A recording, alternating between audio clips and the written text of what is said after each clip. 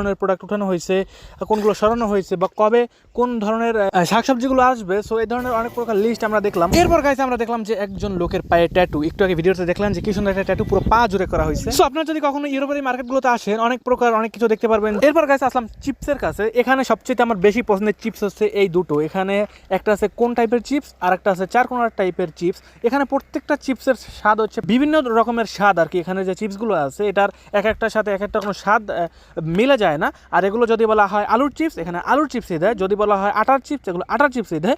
আলুর চিপস বলে আটার চিপস, বা কোনো ধরনের এক্সচেঞ্জ করে না, পাল্টায় না। যেটা বলবে, যেই ফ্লেভার বলবে, যতটুকু পরিমাণ বলবে ঠিক ততটুকুই পাবেন। আর প্রত্যেকটা প্যাকেটের মধ্যে যতটুকু প্যাকেট দেখবেন অতটুকুই চিপস থাকবে। যেমন আমাদের দেশে অনেক সময় চিপসের প্যাকেটগুলো দেখা যায় যে চিপসের প্যাকেট যদি হয় এক হাত, তার মধ্যে চিপস থাকে 1 আঙুল পরিমাণ। সো এরকম কিন্তু বিদেশে এই ভাওতাবাজিগুলো হয় না। যতটুকু পরিমাণ ওরা উপর থেকে দেখায়, ভিতরেও ঠিক ওরকম স্বাদ, ওরকম ডিজাইন, ওরকম মানে গুণে সব ধরনের ওরকম সব ঠিকঠাক থাকে।